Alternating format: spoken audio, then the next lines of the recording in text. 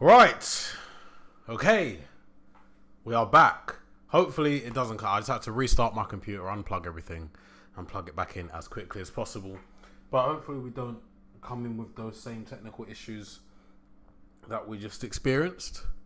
Let me just send out a quick tweet just to make sure we are now live again. I keep going. Copy.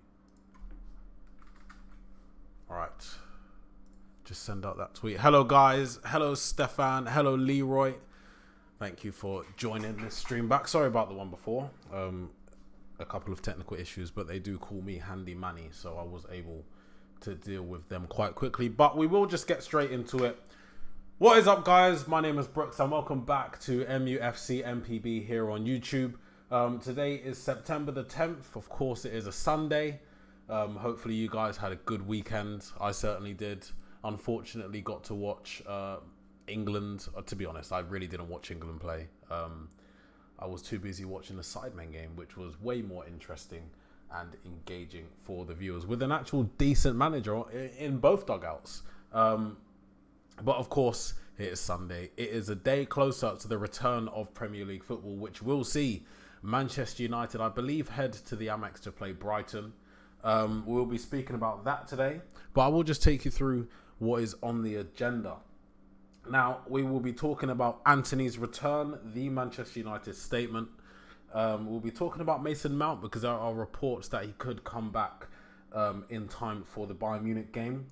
We'll be talking again about Jadon Sancho. There might be a couple complications. Is it over for him? Does he still have a chance? We will find out.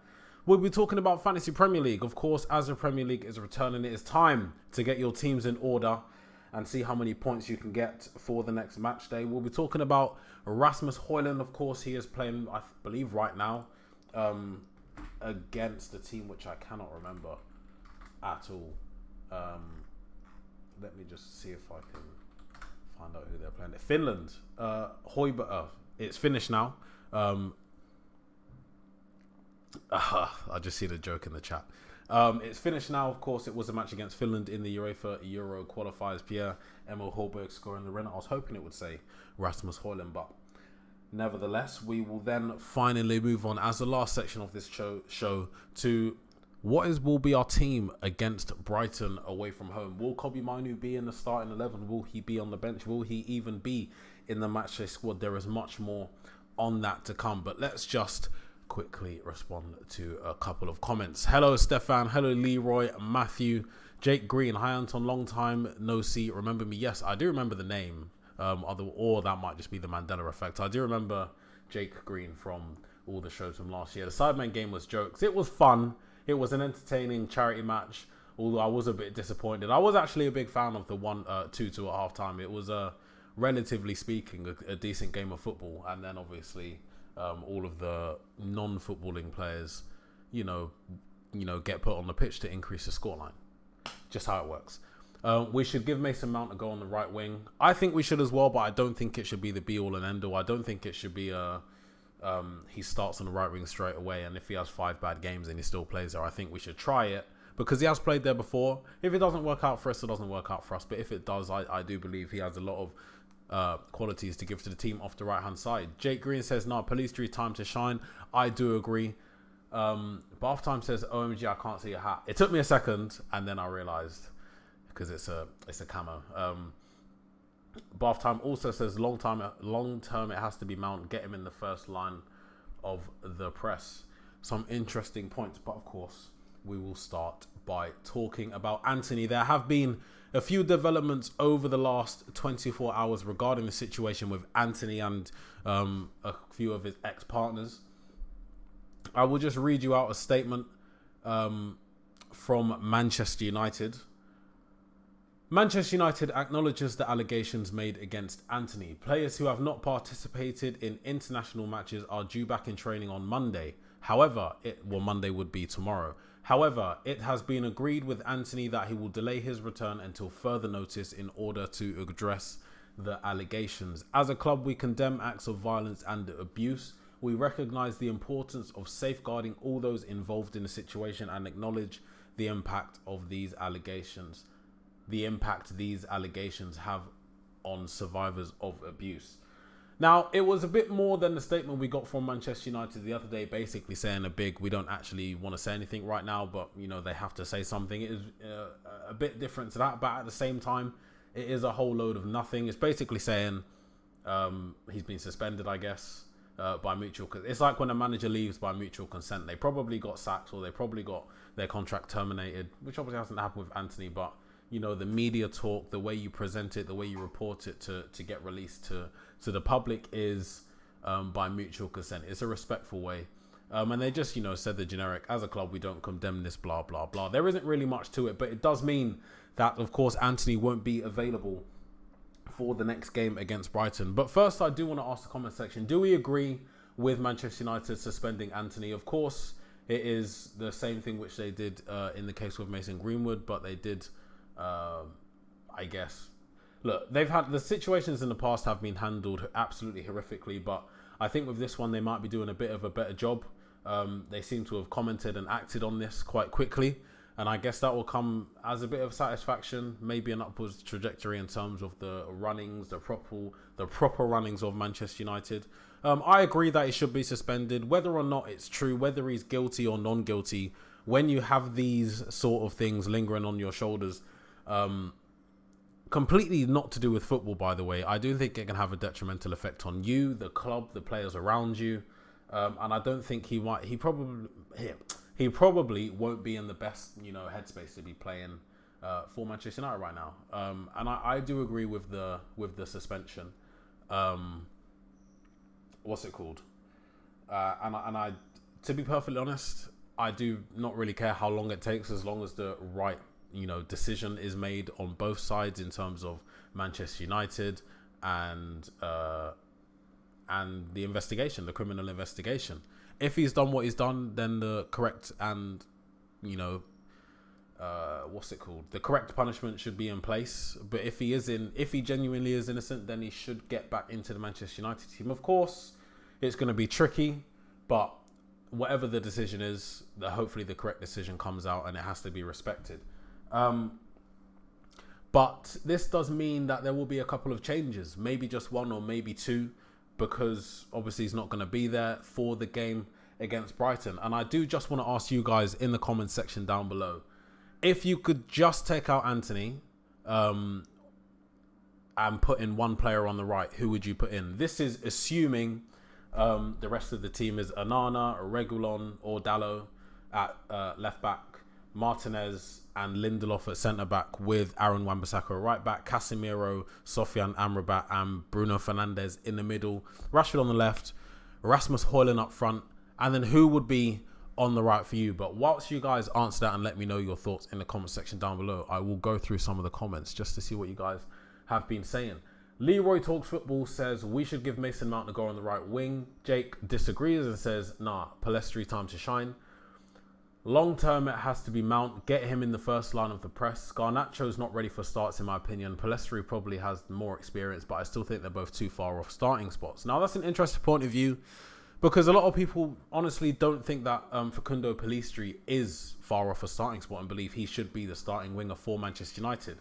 Because, of course, he is Manchester United's only natural right-footed right winger. And with the profile of striker that we now have in Rasmus Højlund, you have to start to think, is having a natural-footed right winger going to be beneficial to the team? Because you have somebody in there who's going to run through a brick wall to get his head or get his foot or his thigh or a knee on the end of a cross. And I think when you're playing at high speeds, there's less time and maybe a bit of, I'm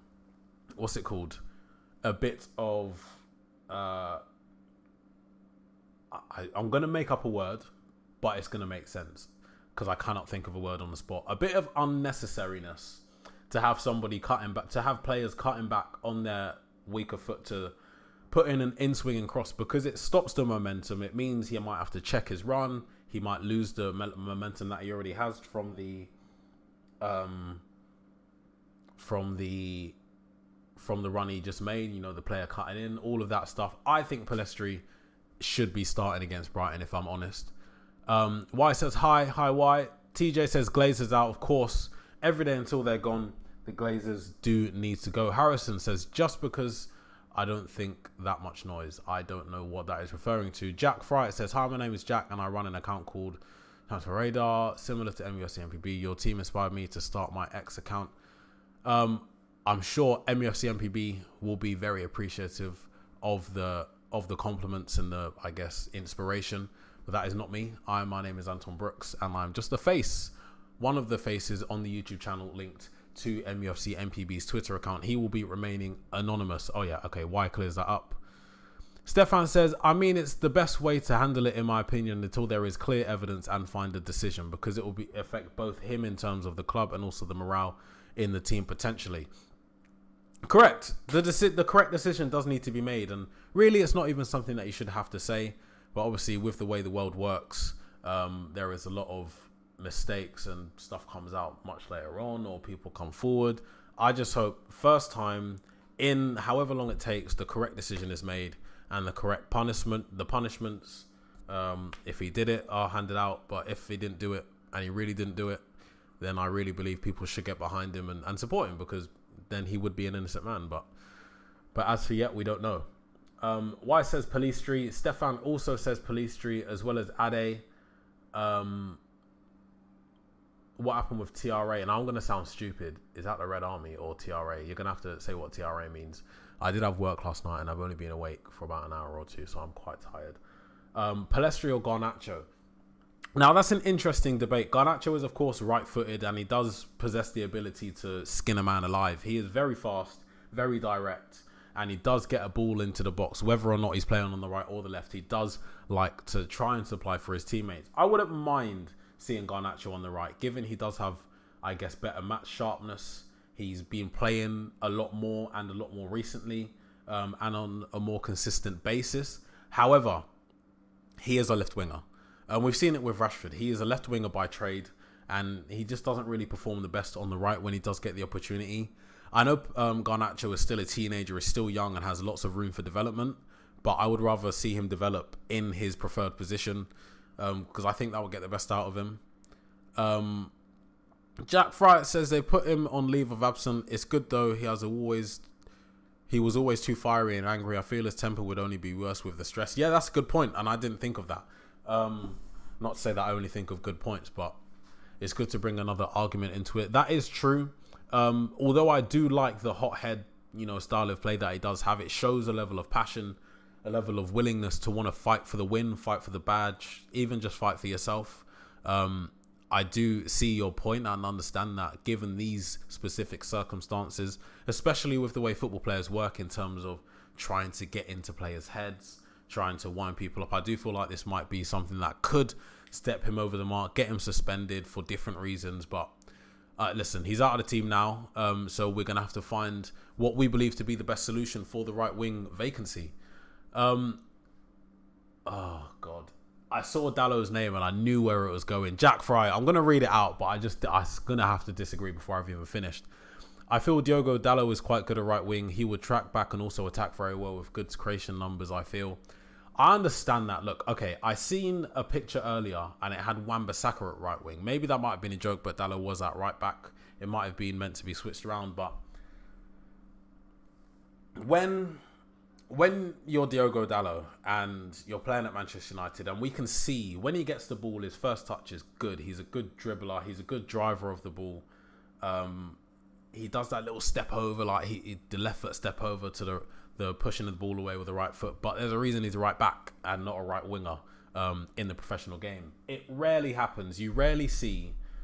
One of the last players I can think of it happening to was Joe Linton, where he came into West Ham from Hoffenheim as a striker. He was like the up-and-coming thing, a big bully boy of a striker. He was terrible there. And now he's one of their better centre midfielders, or box-to-box, or number 8s, or whatever you want to call it. I don't think Diogo Dalot goes in at right wing and does the job. I think, you might get a good high press. You might get more intelligence in a press. You might get a higher IQ of, what lanes to cut off. Interceptions, but I think when it comes to the final product, the players that attackers specialize in, like that is their trade. I don't think you get better than, you know, the right wingers that we already have. I think if Dalot would have been a better choice than Antony, Ten Hag would have seen it. It wouldn't have been us that seen it. Remember, Ten Hag's the one that takes the training. He's the one that watches and, you know, analyzes stuff and goes over it over and over and over again. So, like, if he puts Dalot at right wing, you have to wait and see. But I don't think he should ever, honestly, be starting there. Now, where was that? Diogo Dalot comment. I want goals 15 says Pellistri all day, square pegs and square holes, man. Correct. I think it should be Pellistri. That's my opinion of this as well. This is one of the worst opinions, Jack. Okay. Oh. Replying to Jack Fryer. Jake Green, I've seen, yeah, Wan-Bissaka right wing. I think that might have been a parody, but I'm not sure. Akshake124 says, I prefer Sancho on the right, but with the situation, Pellistri. Gaurav Pandey says, what happened with the TRA? Have they been back? What? I don't know. I honestly don't know.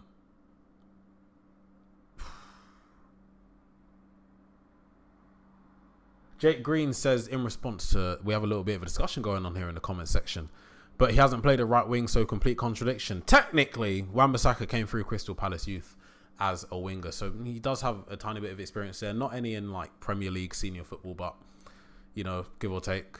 Jack, we don't want Garnacho or Rashford on the right wing. They both don't play well. Adam Calvert, I don't like Antony. Yeah, he's quick, but he reminds me of Dan James. He is very greedy.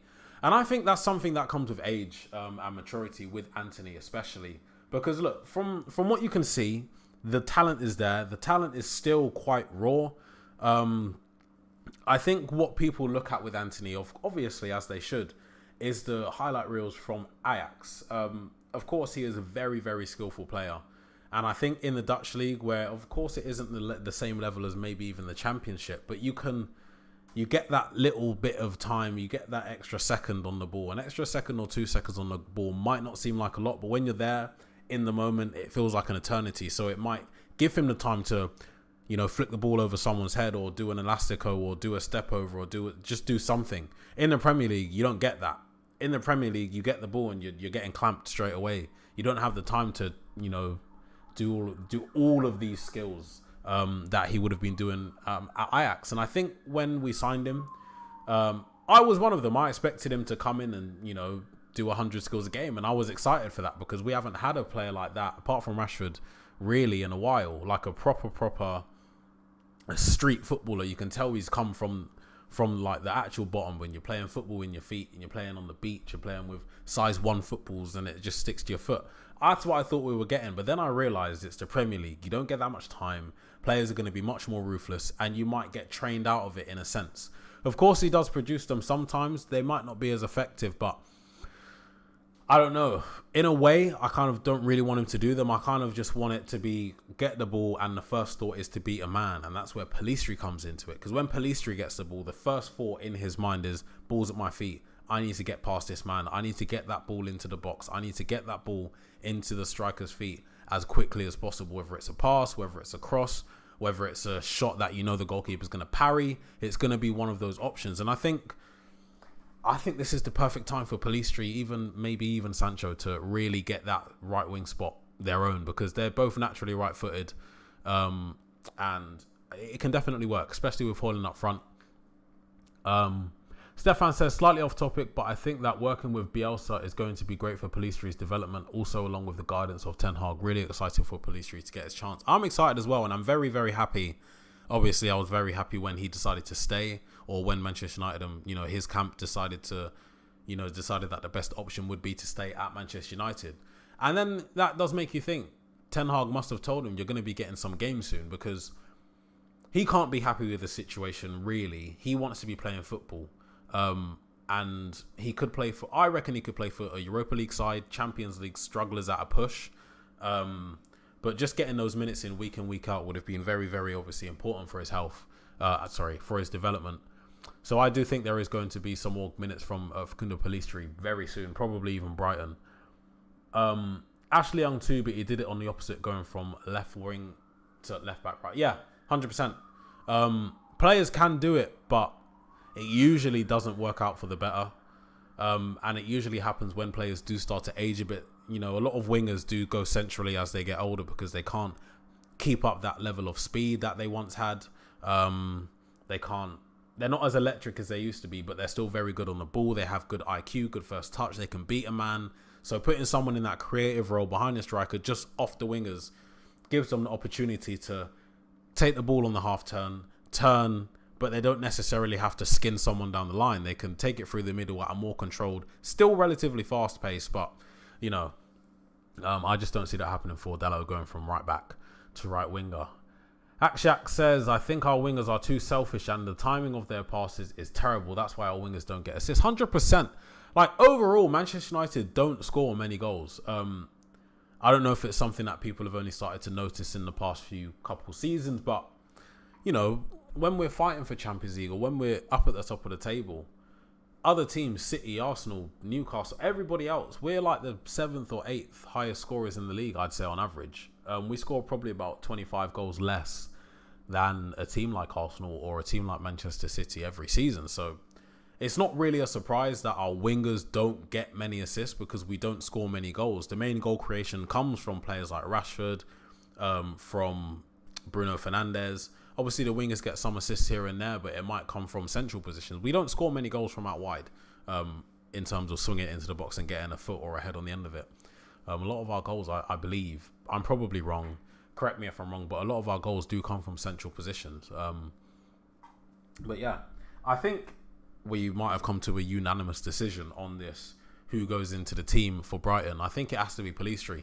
A lot of you are seem to be fans of Pellistri, seem to be supportive of him coming into the team on the right wing as a natural right winger. Sancho's name did get mentioned. He would be second for me. And I was just, Stefan, perfect timing. Where do you think Ahmad ranks in the pecking order on the wing when he's back? I think he could get quite a few opportunities depending on the outcome of the Sancho situation. Now, I think personally, if everybody's fit, that includes Antony, Mason Mount, everybody's fit, the whole squad's fit, I think he's third as a right winger behind Antony. I'm pretending this Mason Mount situation doesn't happen. I believe he's third on Jadon Sancho's situation, sorry. I think he's third behind Antony, Sancho on the right wing. But he can also play behind the striker, so I don't know. I don't know what Ten Hag's primary position for Ahmad is, because he's not going to be a first team starter. Like, let's just face it, he won't. So he's not going to come in and take Antony's spot. He's also not going to come in and take Bruno's spot. He's also not going to play a false nine. He's not going to be doing any of that. He's going to be a supporting player. He's going to be coming off the bench. He'll be a sporadic first team player. It depends whether Ten Hag sees him as a right winger first and foremost or an attacking midfielder, because if he's a right winger, then he'll be fourth on the list. But if he's an attacking midfielder, I reckon it could be second or third. However, with Antony's situation, with Jadon Sancho's situation, then he has to be second, because the only person in front of him really as a natural right winger would be Facundo Pellistri. So at the moment, I'd say second. He is on the way back. He did have knee surgery, so I really wouldn't expect to see him in the next few games. I'd probably really expect him to see him back to full fitness and, possibility of starting a match closer to Christmas time. But I might be well off, because when you come back from a long-term injury, you do have the rehabilitation phase. I'm talking about the on-pitch rehabilitation. Yeah, you're fit to play, but your stamina might not be there. Your match sharpness might not be there. When he's fully back, he's got green in all of his stats. I'd expect that November onwards, to be honest with you guys, because I don't know how far along he is now. Jake Green says, got to go be back in a bit. Lovely stuff. We're forgetting about Bruno playing on the right. I wouldn't mind... Sorry, it's a bit loud. I wouldn't mind seeing Bruno play on the right, but I really do kind of just want to see him behind the striker in his most effective position. In theory, I do understand why people want Bruno on the right. He's a very, very hard worker. He puts his, he leaves everything on the pitch. Or is it leaves nothing on the pitch? He leaves everything on the pitch. He's dead by the end of the match. His passing accuracy, his delivery, his ability to pick a pass quick and actually act on it. Instead of, because like when you're watching the match on TV, you might see Rashford make a run through the middle and then I don't know whether the players see it or not, but the ball doesn't get played through. Bruno can be turning the opposite way, but he just knows that someone's going to be making a run. So it's a touch and a pass, or it's an outside of the foot, or it's just a first time pass.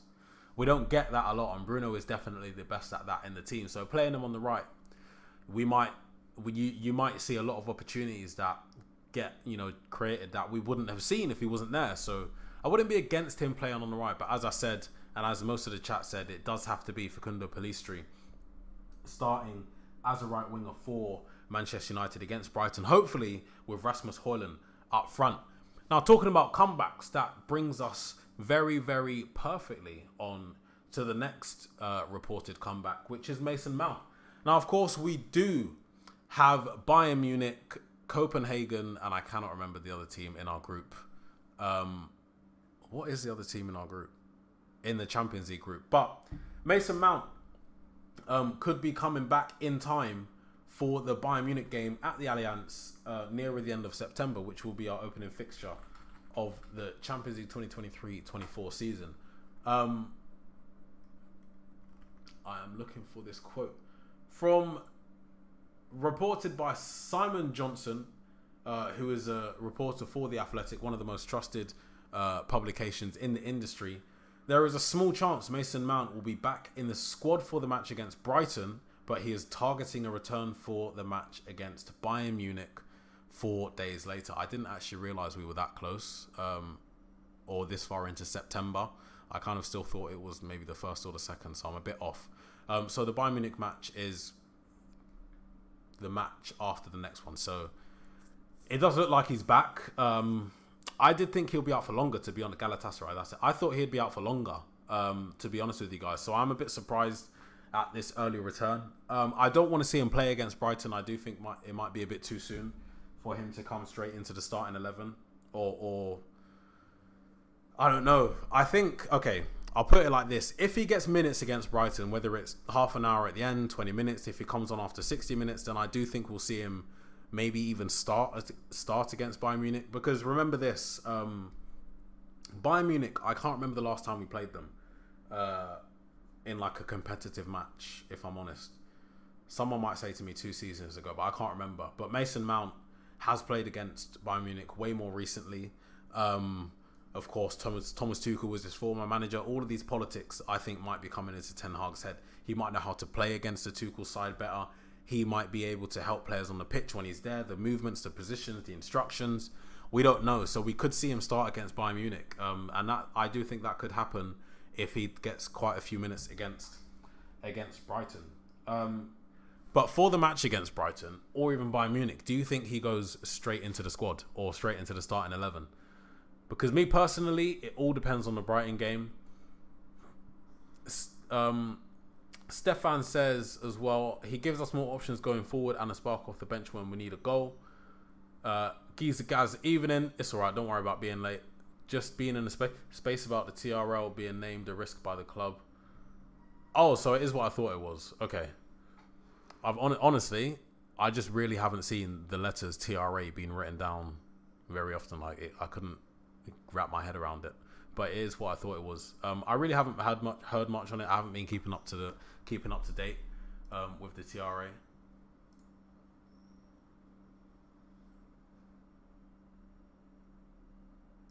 Oh, okay, no problem. Just replying to the main man, Mr. MPB himself. The club is getting worse by the day. Yeah, listen, the club is a rotten apple. Honestly, the way I'm dealing with it, and I think you guys should take a leaf out of my book, not just with Manchester United, but with everything. If it's not your business, or if it's not something that directly impacts you in terms of, I don't know, Manchester United might indirectly impact you, but just leave it. Because I can't do anything about it. The Glazers are the Glazers. They could survive a nuclear bomb, an atomic bomb. They can survive anything. I say we just have to let it play out, because all it's doing is annoying people and it's getting them riled up and it's causing arguments on social media. People are getting threatened, abused racially, mentally, physically. It's just, I don't think fighting for, fighting for Manchester United, I'll fight for Manchester United. But when the people that you're fighting against could not care less, everything you do is just falling on deaf ears, and it just creates all of this animosity between everyone. People that have been friends, social media colleagues. It's just long. Glazers don't care. Stefan says, I believe this might be against Brighton or even Bayern Munich, but I'd play Amrabat. Personally, he will help us massively in terms of keeping the balance in the midfield and providing support for Casemiro defensively. And you said that, and it wasn't going to be on the agenda, but I will slip it into the Mason Mount thing. When Mason Mount comes back, technically we do have a midfield five, an option of 5 midfielders: Casemiro, Amrabat, Mason Mount, Bruno Fernandes, Kobbie Mainoo. I'm not really going to include Eriksen because I don't think he's going to be one of the main starters. So I'm just going to have those 5. What do you think the 3 would be? Because in my opinion, the 3 would be Casemiro, Amrabat, and Bruno Fernandes, because you have 3 players there who will work their socks off, who aren't afraid to get stuck in for a challenge. Also 3 players there who are good on the ball and are very good progressors of the ball. That would be my midfield 3 for those 3 reasons only. If you really want to put Mason Mount in the team, put him on the right, let him fight with Pellistri for that position. But that would be my midfield 3. So for the match against Brighton, it would have to be, as I just said, Amrabat, Fernandes and Casemiro, because of course Brighton are one of the better sides in the Premier League nowadays, and it's not a game that you can really take lightly, especially away from home. They have surprisingly good composure on the ball. They love to keep the ball. They know how to break through your team, and they do have wingers now, like proper wingers. You have Mitoma on one side, you have Solimarch on the other side. Oh, news about that: Evan Ferguson. I don't think he'll be back for the game, unless he recovers in time. In that case, they will probably go with Welbeck or Undav, or they might put Ansu Fati down the middle. I don't know, but Casemiro, Bruno Fernandes, and Sofiane Amrabat for me has to be the midfield 3 in the middle. Also, as well, Mason Mount. Last thing on Mason Mount before we do go to the next topic, which is going to be Jadon Sancho. So start thinking. In Erik ten Hag's eyes, with the situation with the right wingers, do you think he's going to, regardless of what you think or what you prefer his position to be, do you think Erik ten Hag brings back Mason Mount as a right midfielder, right winger, or a centre midfielder? What position do you think Ten Hag brings him back in? Because I think, personally, he goes on the right. I think Ten Hag puts him on the right over Pellistri, especially for the Bayern Munich game. Mainly because he's done it before at Chelsea. He's a good right winger at Chelsea. He knows how to get a ball in the box. He's quick thinking, and he is. I think he's just got more experience. He's a more experienced than Pellistri.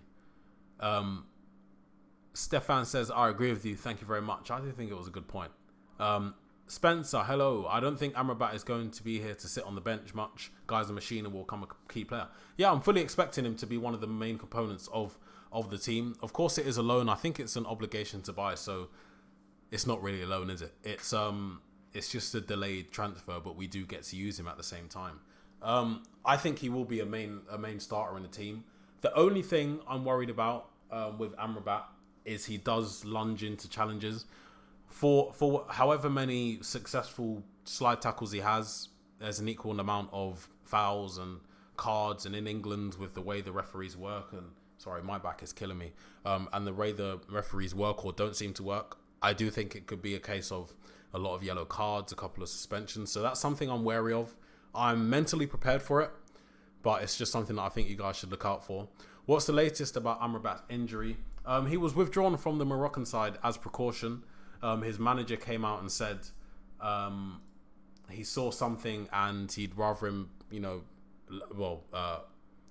what's that word? Paraphrasing, he'd want him to be well for Manchester United. He doesn't want to ruin him at Manchester United by playing him with a potential injury for the national side. Stefan says, I think Welbeck is still out injured, so I guess it has to just be Undav. Undav might be their remaining striker then, unless they've signed someone else and I've completely missed it. Matthew says, Gizagaz says, I test him out one game on the right to see how he gels with other players before the Bayern game. Yeah, and that's why I think he could come off the bench, or he could get 20 minutes at the end or something, just to, get some running back into his legs, get the blood flowing to the right places again. And I think it could be done. Stefan says right wing because I don't think he will bench Amrabat, and he will also do well in terms of pressing from the front, and his work rate will be able to help us defensively too. 100%. Joao Pedro, that's it. That's the other. I knew they had another striker, but 100%. But in regards to the high pressing with the Bayern Munich game, remember who they have at left back. Whether or not you think he's one of the best defensive left backs in the world, Alphonso Davies going forward is one of the most difficult players to even grab his shirt. He's so fast. Aaron Wan-Bissaka won't be able to keep up with him stride for stride. Nobody in our team will, probably apart from Rashford, but of course he's playing on the left wing.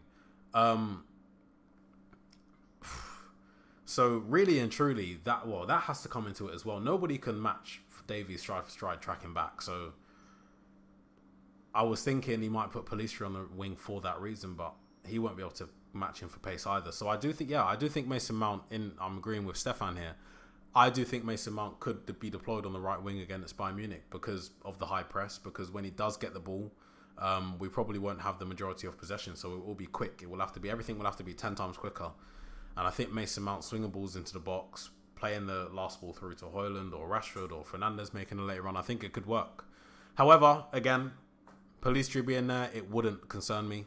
Joao Pedro apparently isn't injured too, so yeah, they do have another striker. That's who I forgot that they bought.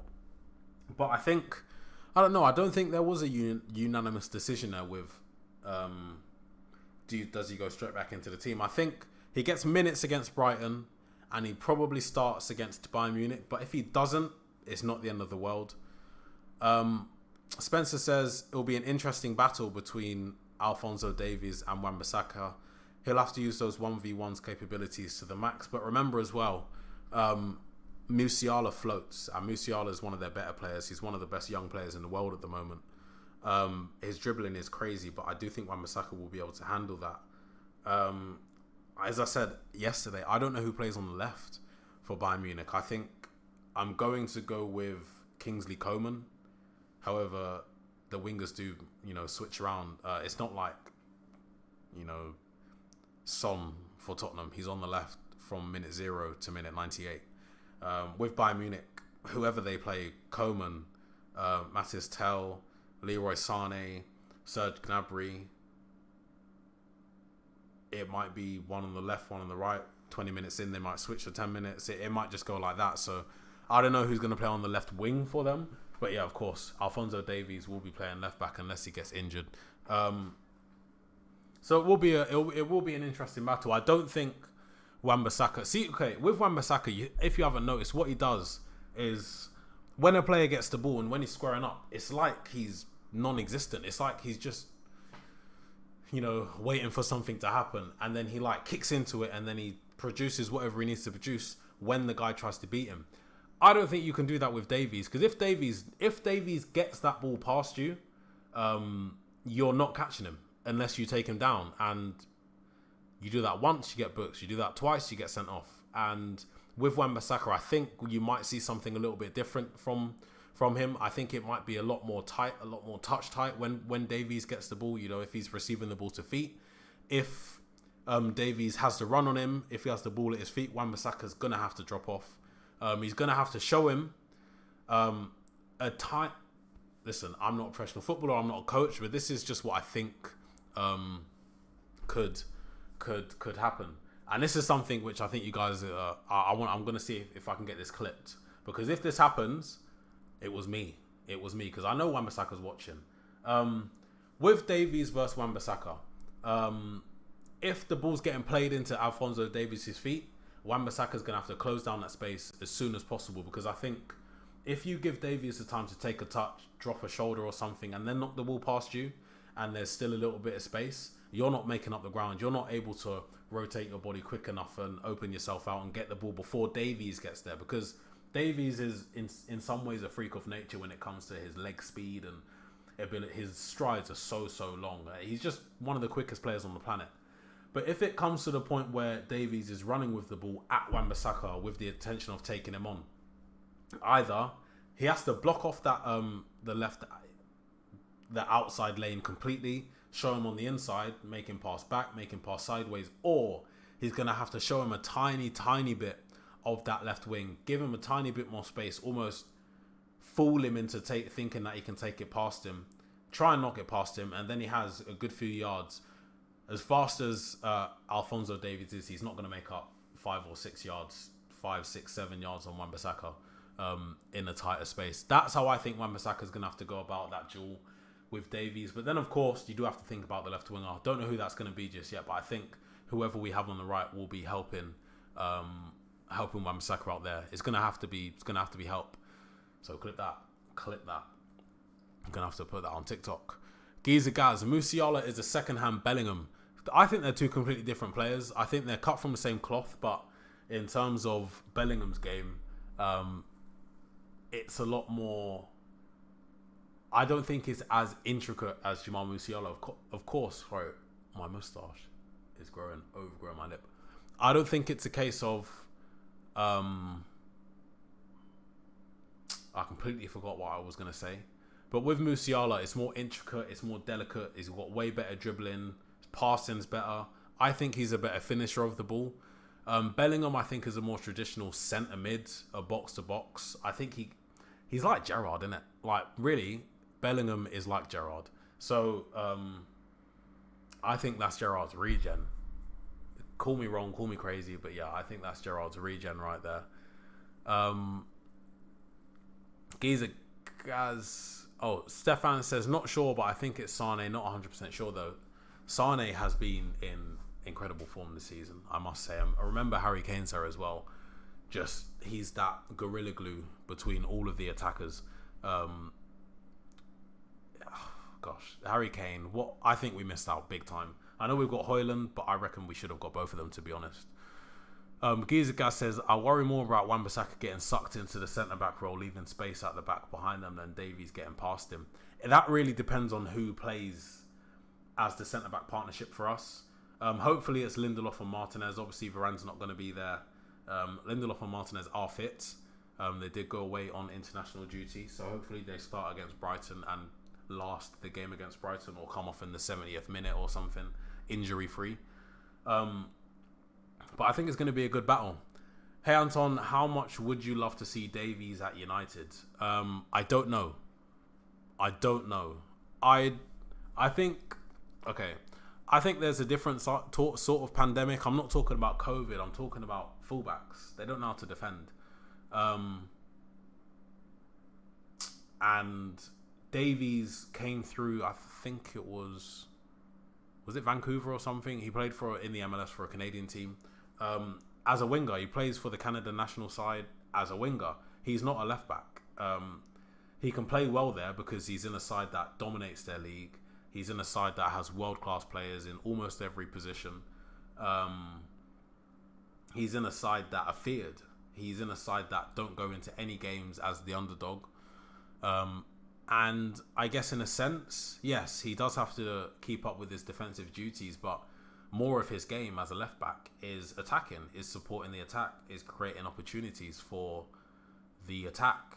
He doesn't actually do that much defending. And if you haven't noticed, from the clips that you watch, from the stuff that gets published of him, when you see him having to track back and make up 10 yards on an attacker and win the ball because he does, there's a reason he has to make up 10 yards. It's because he was already out of position, because he was too focused on attacking, because that's what Bayern Munich do. They're such a dominating attacking side in their domestic leagues when they're playing up until the semi-finals or whatever of the Champions League. He doesn't have to think about defending. And I'll always say this, I don't know, I would have never said it here, but it always reminds me, Alphonso Davies reminds me of Gary Cahill. Gary Cahill was a defender that was great at making the last-ditch challenges. He was off the line, he was flicking stuff onto the post, he was diving in the box, blocking the shot. Why do you think he was doing all of that? Maybe you have noticed Virgil van Dijk, he doesn't dive into a lot of stuff. He might stick a leg out to block a shot, but that's because he's shot off the angles. He's put himself in such a position where players don't really have anything to do apart from cut back and hope that they have support. And Cahill was a thing of, he was out of position. Yes, he had the recovery instincts, the reactions, the pace to get back and make a last-ditch block some of the time, but He was just out of position. And I think that's the same with Alphonso Davies. So I don't know. I don't know if I'd want him at Manchester United because we need people that can defend properly. We can't afford to have people we can't afford to have fullbacks that have defending not at the top of their list. And for the same reason, I wouldn't go for Teo Hernandez. I wanted to recently, but then I thought about how it was. But with Shaw, I'll read your other comments in a sec. But with Shaw, I don't think there's that much of a gap between the defending and attacking. That's why I like Luke Shaw. With Alphonso Davies, you have attacking, great, one of the best in his position in the world, but defending, he's not even top 10 defensive left backs in Europe for me. But with Luke Shaw, you have someone there who's good defensively. Yeah, he makes mistakes sometimes, but then you have someone who's also good going forward. I think with Luke Shaw, it's quite good. I'd say the same for Dalot. With Wan-Bissaka, obviously, you have someone who's the one-on-one fullback in the world, and he's getting better. He's slowly increasing that attacking capability. Hopefully, I don't think it will happen. Hopefully, we get someone who's able to maintain that sort of dominance in terms of you don't get past him, and also he's able to bring that attacking all the way up. Not all the way, because then you'll be the best right back of all time, but like not down here. I want it to be somewhere near the middle. But if we're able to keep him, if we decide to keep him and nurture his talent and really put that time in on the training pitch with Wan-Bissaka, I think it could work. But with Luke Shaw, not for me. Giza Gas says, yeah, Lindelof is the centre-back he keeps sucking up to. Well, then we're pissed. Well, then we are pissed, guys. Yeah, Vancouver Whitecaps. I thought it was Vancouver Whitecaps, but I also thought they were two separate teams for a second. Yeah, Spencer, you reminded me. I haven't said it yet. Make sure you do smash that like button. If you haven't already, hit the subscribe button as well. I cannot see how many subscribers we are currently on, but I will go and find out for you guys. Your videos. I'm in the YouTube Creator Studio. We are currently on. Lovely stuff, guys. Wow, I wasn't expecting that many. We are currently on 1,323 subscribers. Of course, I do owe some subscribers to Ash last night in his stream. Although I didn't comment, I was there. I was otherwise occupied at work. So I was able to watch at work. I just wasn't able to comment. It would have been too obvious. But yeah, 1,323 subscribers. Very, very well done, guys. If we could get as well how many likes are we on? We're on 13 likes. There's 8 of you watching right now. We need to get those numbers up. Make sure you do share the video as well. Share it on Twitter. Tell your friends. Tell your mum, your dog, your cat, and tell your auntie. We can get that to 15 likes. Let's see if we can get it to 1,325 likes. We can get 2 more subscribers. Sorry, we can get 2 more subscribers if you would be ever so kind. We did get a little bit sidetracked there, but we are just going to swiftly move on to the next topic, which is Sancho. After I apply to Big Ron, do a watch along one day. Yeah, I would definitely do a watch along.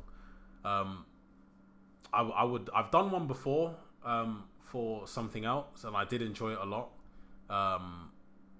Honestly, I really enjoy talking about football, seeing different people's point of views during a match. I think that would be amazing. I will definitely do a watch along one day. But the next thing we're going to talk about is straight back to Jadon Sancho. There have been a few updates in the last 24 hours to 48 hours about Jadon Sancho. James Ducker, who is a well-respected high-tier journalist in the industry when it comes to Manchester United. He is a Northern football correspondent for the Daily and Sunday Telegraph for Manchester United and Manchester City. He's reporting that some sources at Old Trafford seem doubtful that there is a way back for Jadon Sancho under Erik ten Hag, even if an apology is forthcoming. Now, what do you think of that? Do you think Jadon Sancho, even after what he posted on his Twitter, and I think it's still there, by the way, do you think he deserves a chance to come back to and just basically fight for his place at Manchester United? Or if you were in Erik ten Hag's shoes, would you get rid of him? Would you drop him completely? First response to this is Big Ron. Swap Sancho for a Bayern player. Sancho's stock is still up high in Germany. Kingsley Coman. That is all I'm saying. If we had one opportunity to get one winger from Bayern Munich, it would have to be Kingsley Coman. I've wanted him for so many years. He did have quite a few injury problems when he was younger, earlier on in his career. So much so that he said if he gets one more injury, then he'll retire. And that was before he was 23. So I think he's 26 now. Let me just double check for you guys. Coman. He's 27. Is 13th of June 1996. So he's just turned 27. I would take Kingsley Coman. That is a great point from Big Ron. I wasn't really going to talk about that because I didn't think about it, but I didn't think about the fact that he will still be well liked in Germany. He's still, he has that sort of profile there. He's a dangerous Bundesliga player. I'd love Kingsley Coman.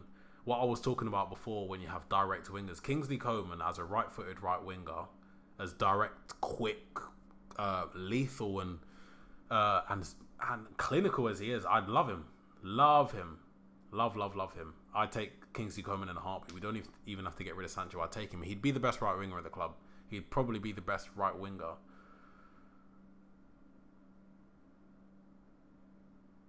In the Premier League. Yes, better than Saka. Ten Hag is very stubborn. Thinks Sancho is in a tough place. I think there you have two stubborn players. You have two stubborn people there who are kind of at loggerheads right now. Look, I do want to see Sancho succeed at Manchester United. I think it would just be difficult because of what happened. Spencer says Sancho for Sane or Gnabry. What hope? Sane, I don't think would come because he played for City. Gnabry, same for Arsenal. He loves Arsenal. He already said a few years ago if he came back to the Premier League, it would only be to Arsenal. So Big Ron says 100% would take Kingsley for. Can I put a question in the chat? Can you do a poll in the chat? Can I? Oh, I can. Let me ask the chat. Would you swap Jadon Sancho for Kingsley Coman? This is my first ever poll on an mufcMPB video. Yes, as ASAP, and give Sancho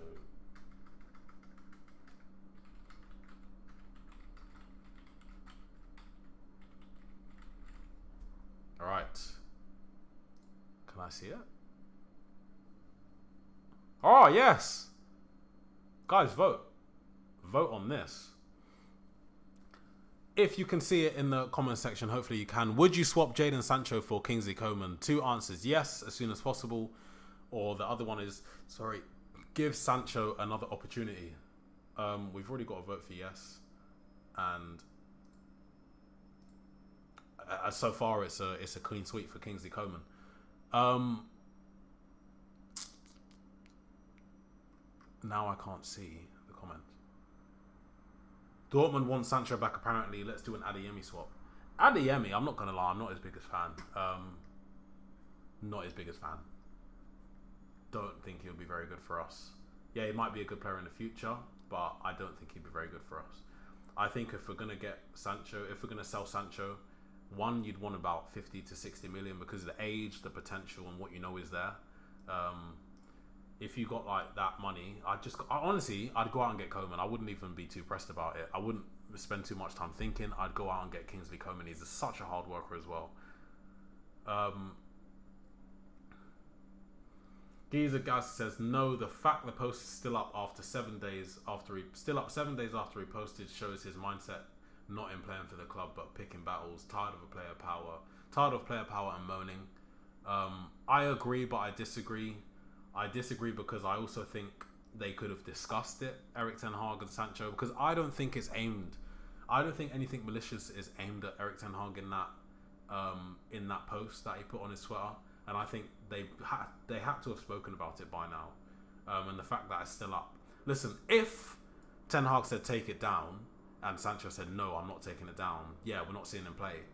But the fact it's still up, and it's also just not a good look for Sancho if that is the case. But if they've spoken about it and cleared the airs, shaken hands like two grown men should, then I think then it's fine. He's obviously taken a dig and aiming stuff at the media, social media, fans, pundits, just not Erik ten Hag, apart from he thinks he played well in training. And yeah, if you think you've done well in training, then I will say I think I've done well in training. I don't think that's an issue. Maximus says Germans are the ones who started the 007 joke. Are they? I thought it was Sky Sports. Why said I don't see Sancho coming back. I don't really, but I want to see him come back. Big Ron says there's an impasse. Impasse is a posh word for the Erik ten Hag and Sancho situation. I don't think we're at an impasse just yet, Big Ron. I don't think so. Yeah, Maximus says Adeyemi is a pace merchant. I don't think he's very good in front of goal. That's just my opinion on him. I don't think his end product is very good. But he's young, innit? I think he's either 20 or just a teenager. Adeyemi. He is 21, so he's older than I even thought he was. I just don't think he's very good. Sue me, innit? But I think there's definitely better options out there, especially for the price that you 100% would be paying for him. Gaz says he practically called Ten Hag a liar straight after the comments. They haven't spoken yet. Apparently they will tomorrow due to... I don't understand that though. How can you leave it for a week without saying anything? You have to... Listen, if I'm Ten Hag and I see that, you're on the phone to Sancho before you've even finished reading the whole thing, and then you talk about it. I think when you wait so long to talk about stuff, you give time for all these people to say stuff, to stir it, to create problems that weren't there originally. I think the way we deal with stuff, Manchester United, terrible. Absolutely terrible. Everything that happens at Manchester United gets blown so far out of proportion because of how long it gets left to marinate. It's like when you make food and you put Scotch bonnet in it.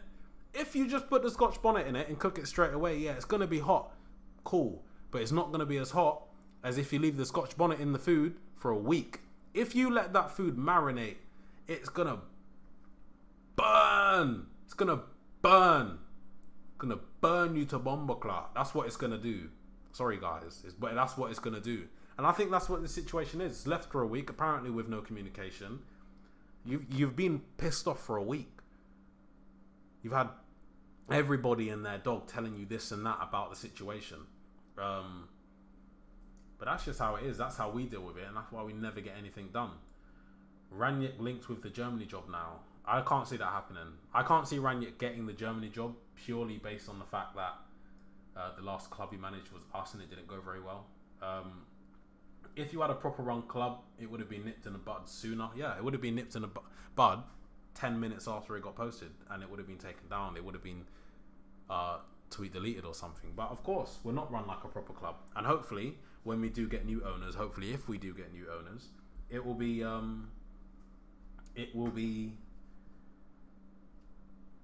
these sort of things won't happen as often. Now, we do have about 25 minutes left of this show, guys, and I do have a couple more things to talk about. We're going to talk about Fantasy Premier League, because of course the Premier League is back soon. Højlund and what team starts versus Brighton. So I will give this poll another 10 or 15 minutes before the before the topic on who starts versus Brighton. Now, Fantasy Premier League. Unfortunately, we don't. mufcMPB does not have a Fantasy Premier League this year. But I'm just curious, how many of you guys do play Fantasy Premier League? And if you do play Fantasy Premier League, let me know your teams, because I'm stuck for ideas. I currently have Estepinian, Wan-Bissaka and Mitoma on the bench. Obviously, because I don't want any United defenders in, because Brighton will score. But I also don't want to put any Brighton players in, because if they win, I'll be annoyed. But yeah, I know we don't have a league this season. It's unfortunate. I don't know if you could still make a league now. If a league could be made now, I would make one before the next match day. But I don't know if that could work. But yeah, just let me know. Have you got any hidden gems in your team? how many points do you have overall? And how many points did you have last week? Feed that in the comment section down below. It was only a little short section on Fantasy Premier League, but it is something that is actually keeping my interest this year. Because last year I did get quite bored. I was terrible last year.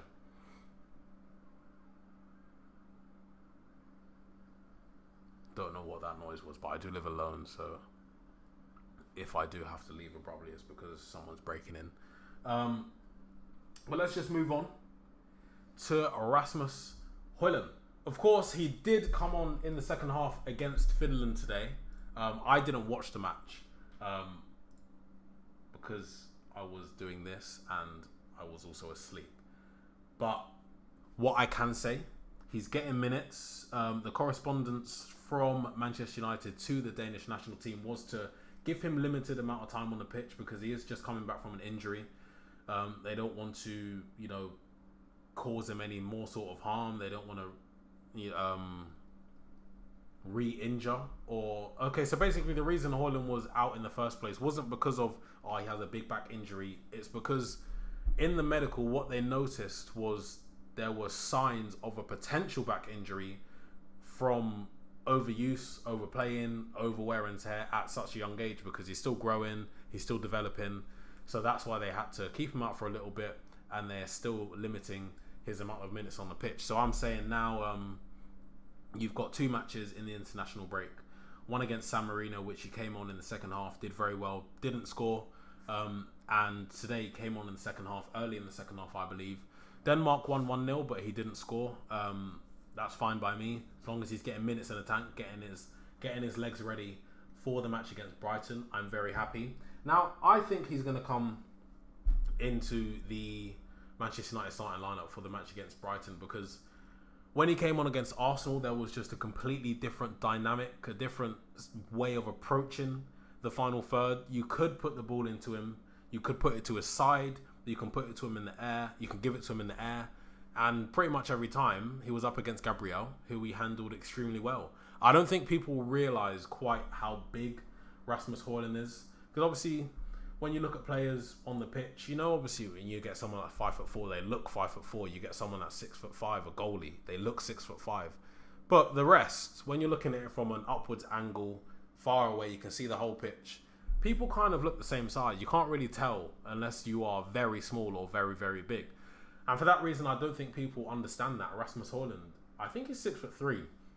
He's either 6'2" to 6'4". So I'm just going to check now, actually. He has a 1.91 meters, which in feet is 1.91 meters.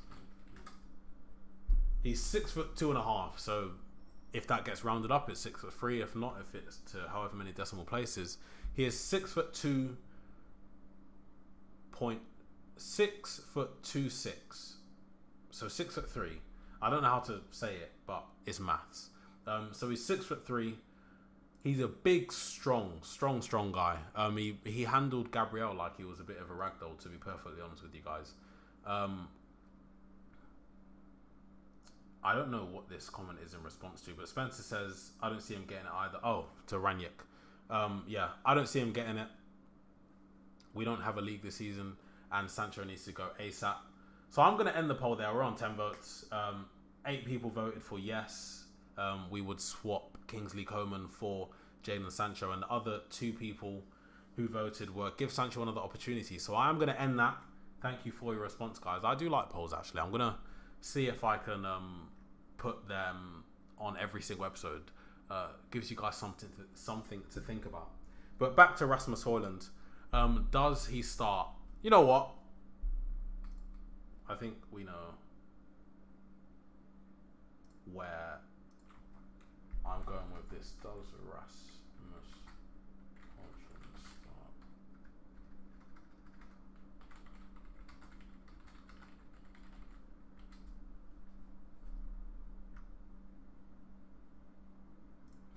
Now, guys, there is a new poll in the comment section for you. Does Rasmus Højlund start versus Brighton? I'm going to vote yes, because I think that's the only way we can carry on with the season if Højlund is starting. Akshak, I if I'm pronouncing that wrong, by the way, do let me know. I'm going to say Akshak. Coman is very injury prone. I know he has been, when he was younger, he probably couldn't go to the kitchen without picking up an injury, but he's, everybody picks up injuries, everybody gets these little niggles, but I think he's doing a bit better now. And I think, listen, when it's so difficult to explain, but you're playing for Bayern Munich, one of the most ruthless teams. Akshay. Okay. He's playing for Bayern Munich, one of the most efficiently run clubs in the world, one of the most dominating clubs. They're the best club in Germany, one of the better clubs in Europe. I don't think they keep him if he's as injury prone as it appears. They will be able to see the benefits that he does give to the team when he's there, which is the majority of the time. I don't think they'd want to let him go. But I do think if he did come to Manchester United, he'll be fine. Yeah, he might pick up an injury, but the only player, factually, who hasn't picked up an injury for us is Bruno Fernandes. Everybody else has. Injuries are very normal in football. But Spencer says Manchester United have released a statement on the TRA, which I'm going to find right now.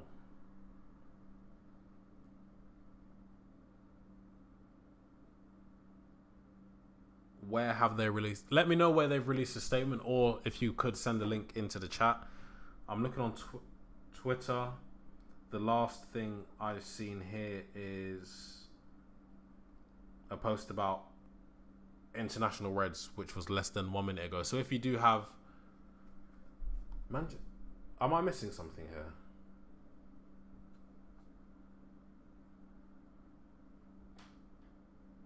I'm definitely missing something because I can't see it. I can see a statement on Antony, but nothing on the TRA. Sorry, guys. Okay, I found... Oh, he sent the link here. Oh, another Manchester United account. Okay, so what I'm going to do is I'm going to read you guys the whole statement from Manchester United on the TRA, the Red Army. So the club is aware that a statement has been made by the Red Army, TRA, today informing its members the group will not be managing the atmosphere section for our fixtures against Crystal Palace in the Carabao Cup and Galatasaray in the UEFA Champions League. The statement from the TRA states that approximately 2 weeks ago we were given information that led us to believe the TRA has been classified as a risk group. For clarity, Manchester United has never considered or classified TRA as a risk group. 2. In early March, following the placement of the TRA in S229 for the Barcelona match, local authorities stated in a communication to the club that the TRA may be a risk group. 3. We immediately discussed this issue with the leaders of the TRA and agreed our chief operating officer would meet with the GMP to question this logic. 4. Our chief operating officer met with Greater Manchester Police and received confirmation that TRA were not classified as a risk group of supporters. 5. The above clarification was shared with the TRA on the 26th of May 2023. They continue on to say, we have not had any further updates from the Greater Manchester Police to say they have reclassified the Red Army as risk supporters, and we do not expect to. We are disappointed that the TRA are not running with the section for these cup games, as these fixtures represent 2 very important matches in key competitions, and the atmosphere section plays such a vital role in supporting the team in the big moments. We are proud of what has been achieved and the support that section provides to Eric and his team, and we will continue to try and work with the TRA as it is not in the interest of the team, the fans, or the TRA members that the section is not operational. Thank you for your support. Basically saying the TRA said Manchester United put them as a risk group, and then Manchester United saying no, we didn't. Basically what that is. Manchester United do have a lot to say, and not say a lot at all. They are really, really good at it. You know those people when they write an English essay for an English exam? Oh mate, how many pages did you write? Yeah, I wrote 15 pages, but they come out with a C or a D. And then you have that one friend, I wrote 2.5 pages. It wasn't that much, but they get an A star. Concision is key. just because you write a lot doesn't mean what you're saying comes across well, doesn't mean what you're saying is correct, and doesn't mean what you are saying will get you anywhere. That's what I have come to learn from Manchester United and pretty much every single thing Manchester United has ever written. But lastly, last but not least, what I will say is, last but not least, the last thing we'll be talking about on this episode will be the Manchester United team versus Brighton. And I do have a little bit of news regarding Brighton, a possible return for a young player. But before I will answer, when will Mason be back? He might be back in the matchday squad for Brighton. He might appear against Brighton, but he is targeting a return for the game against Bayern Munich, which is the preceding match in the football calendar. His first match of our Champions League campaign is going to be at the Allianz Arena against Bayern Munich. So it's Brighton and then Bayern Munich. Either one of those matches, Mason Mount might be on the pitch. But Brighton, we do have, of course, a fixture against them, and there might be more than the Mason Mount return. Kobbie Mainoo. Let me just get the report on him.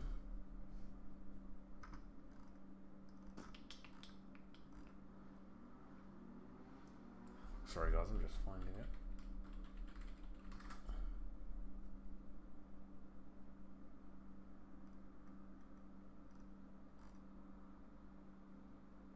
Right. Manchester United Evening News report. Kobbie Mainoo could be back before Manchester United versus Brighton, which means he might be back in full training this week. Don't know if it's going to be just, keeping his trainers on instead of putting his football boots on this week. I don't know if it's going to be full training from Monday. I don't know if it's going to be full training from Wednesday. It could be any time this week, but there are reports that he will be back before the Brighton game, which does lead me on to the next question. Last question for you guys before we do end up the show. What's it called? But before I do want to say that, I just do want to congratulate everybody in here and say that we have reached 1,325 subscribers, which was the target for this episode. Any more subscribers will be more than welcome and greatly appreciated. Also, if you haven't already hit that like button, make sure you do, because we again have reached the milestone for this episode, which was 15 likes. So round of applause and congratulations for everybody watching. If you haven't already, make sure you do go and follow at mufcMPB over on Twitter, as well as myself, which is at Anton Brooks AMB, as well as the other two presenters on the show, who are Ash Meppers and Anil Kandola. Their Twitter handles, as well as all the other Twitter handles, will be in the description down below. So go and make sure you go and follow everybody, interact with us, ask questions, and you'll have a very, very wonderful time on the X app. But one question from Spencer Parkhouse here says, I do wonder what would happen in that game versus Madrid if Kobbie didn't get injured. Would have loved to seen him mix it up versus their midfield. Yeah, I think it would have been... listen, I don't think it would have been a Mainoo masterclass. I think it would have been a coming of age. I think it was more of an opportunity for him to come up against the best of the best midfielders. You've got Bellingham, Kroos, Valverde, Camavinga, Modric against Kobbie Mainoo. It might have been a time where he got absolutely schooled, but you learn and you take the positives from the game. You understand, you look at them and what are they doing? Why are they getting so much time on the ball? How are they passing that ball? Where are they passing it to? What type of passes are they doing? I think it's more about that when you're such a young player against the, some of the best midfielders of this generation. So it would have been interesting. I'm disappointed more because of that than the fact that we didn't get to see him play, because we don't know how positively that would have impacted his development. So look, I'm excited to hear that he is back this week and possibly could feature against Brighton, but I'm not going to put him in my team. I don't really want to even see him against Bayern. I think young players, they're still growing, they're still developing. When they have an injury, I don't think they can be rushed back. And that's not to say, I'm going to keep him on the bench until January. I'm just saying, leave it a few games, 10 minutes here or there. Don't just throw him in. Don't give him half an hour against Brighton. Give him 10 minutes.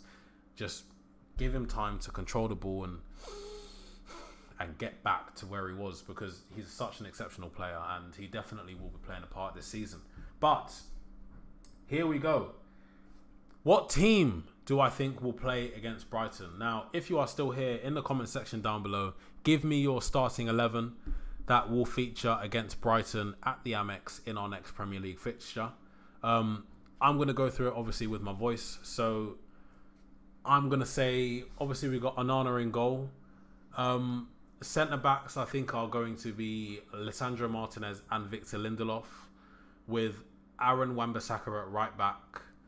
And I'm going to go with Reguilon at left back because he has had time now. He will have been at Manchester United since he signed.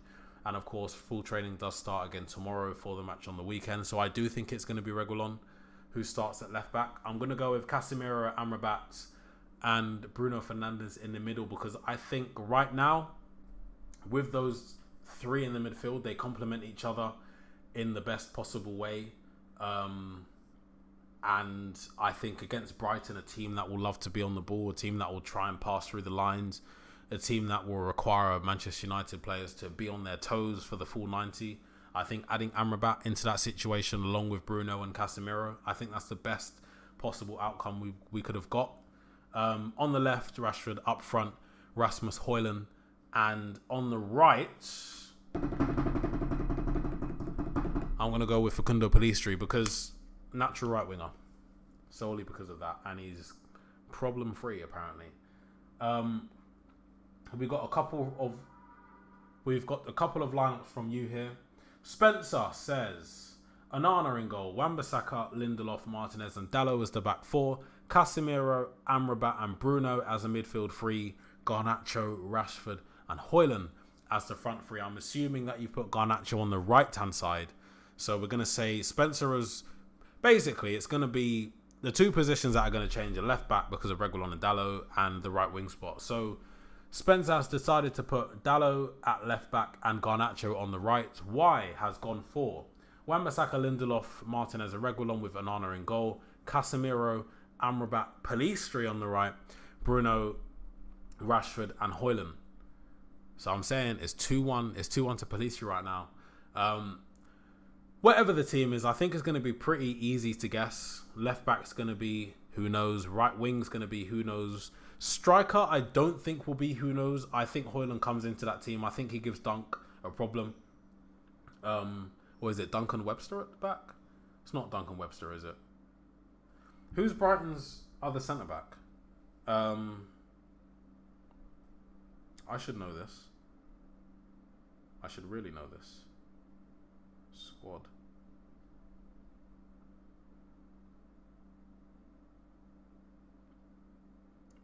Is it Van Heck?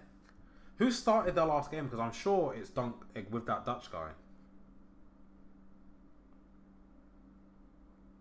Has to be Dunk with that Dutch guy. Van den Heck, I believe. No, I swear to God. Results. Their last game was against Newcastle. Yeah, Jan-Paul Van Hecke started alongside Lewis Dunk. Unless he's injured and I don't know about it, I think he'll be starting as well. I believe Evan Ferguson is still injured.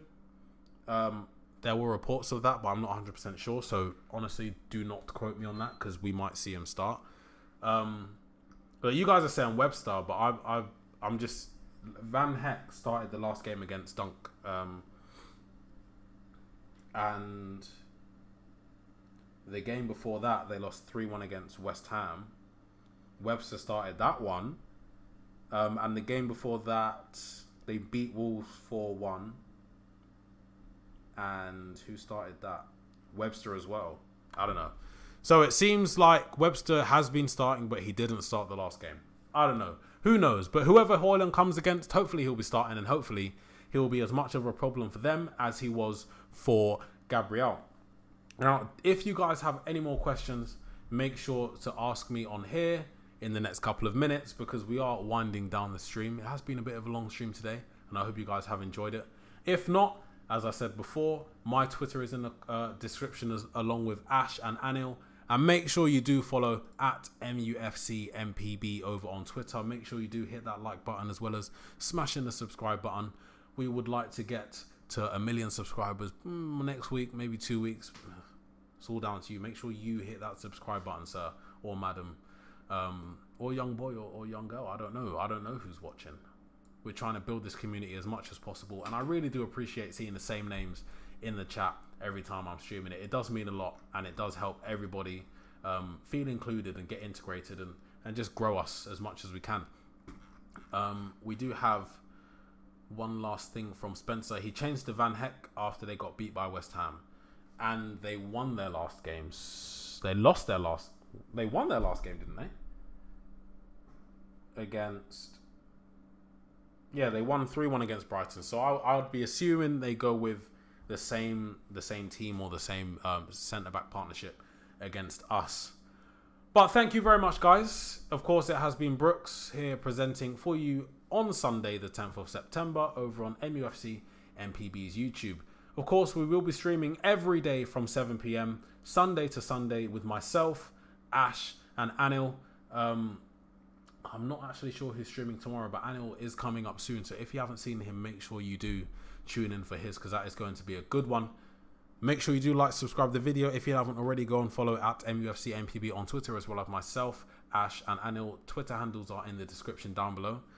I will see you guys. My next stream will be on Thursday, so you don't have to see my face for a few days. Make sure you have a good week. If you guys are going back to school, make sure you do all your schoolwork, work hard. If you're going to uni, have fun.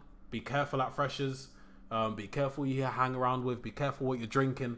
Always keep a cover on your cup. Honestly, it's bad sometimes nowadays. But if you're at freshers, have fun. If you're at freshers, don't take it too seriously. But once it's over, make sure you get that uni work up and underway. I hope you guys have a great year, a great start to the academic year, a great week. It's going to be Monday tomorrow, so I'll see you guys later. Goodbye.